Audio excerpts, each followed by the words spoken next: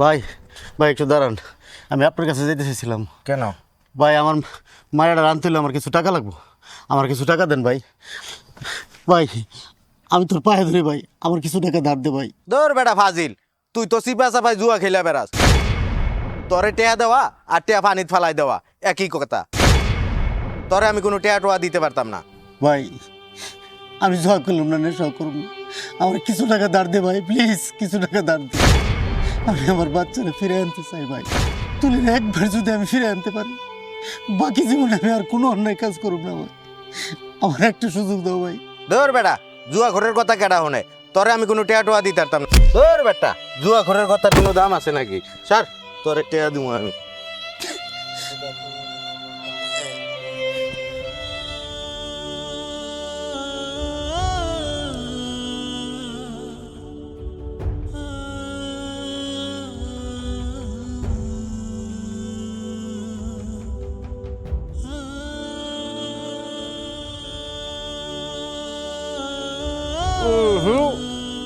এইভাবে হাতে পায়ে ধইরা 50,000 টাকা জোগাড় করা সম্ভব না।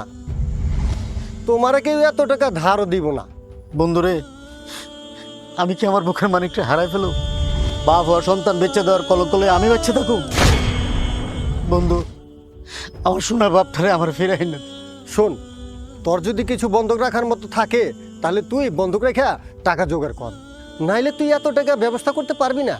দরকার হলে আমি সব বন্ধক রাখুক, আমি আমার কিডনি বেচে ফেলাবো, তবু আমার সন্তান আমি ফিরে আনু। শোন, তুই নেশা পানি কইরা তোর কিডনি কি ঠিক রাখছোস? তোর এই কিডনি তো কেউ কিনবো না, তোর কিডনি সব পচে গেছে। আরে তুই ঠিকই কইছিস, আমার কিডনি আমার মজক সব পয়সা গেছে, আমার বিবেকটা পয়সা গেছে। আমি মানুষটাই বোঝা, আমি একজন হতভাগ্য পিতা, আমার কোনো দাম নাই। আমি আমার সব বিক্রি করে ফেলাম, তো আমার সন্তানটা আমার কাছে নেন। ঠিক আছে, চলো।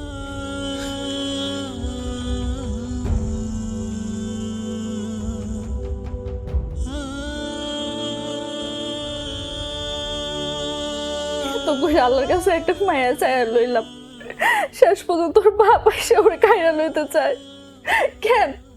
আল্লাহ কি আমাকে একটা বাচ্চা দিলে খুব বেশি অসুবিধা হইতো? আস্তাগফিরুল্লাহ, তুমি এটা কি ধরনের কথা বললা? আল্লাহ যা চান যা করেন আমাদের মঙ্গলের জন্যই তো করেন। তুমি আল্লাহর উপর বিশ্বাস রাখো, ভরসা রাখো, হতাশ হইও না। তুমি একটু আল্লাহরে কও না, আমার তুলির জন্য কেউ খাইরা না নেয়। তুমি এত অধৈর্য হও না। ওই জুয়ারি মাতাল কোনোদিনই আমার 50,000 টাকা দিতে পারবে না। আর ও যদি আমার 50,000 টাকা ফেরত না দেয়, তাহলে আমিও তো তুলিকে ওর হাতে তুলে দিব না। তুমি জানো না, আমার কেন জানি মনে হয় ওই লোক ঠিকই আইব টাকা লইয়া। আমি দেখছি ওনার চোখের মধ্যে এই তুলির না হলে কি পরিমাণ যন্ত্রণা কাজ করতেছে। ওই লোক ঠিকই আইব। যদি আসে তাহলে আর কি করার। চলো আমরা তুলিরে লইয়া অনেক দূরে কোথাও পালাই যাই। না, আমি কোনোদিনই পালাবো না। একজন বাবার কাছ থেকে একজন সন্তানকে নিয়ে চুরি করে চলে যাওয়া, এটা অনেক অন্যায়। ওর বাবা যদি আসে তাহলে আমি ওর বাবার হাতে ওকে তুলে দেব। তুমি শুধু একজন বাবারই কষ্ট বুঝো, একজন মায়ের কষ্ট বুঝো না।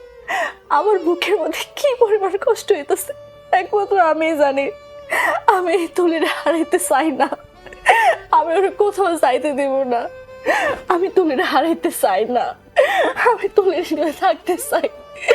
চলো আমরা তুলির লয়ে দূরে কোথাও যাই, আমি ওরা হারাইতে পারবো না। তুমি শান্ত হও প্লিজ।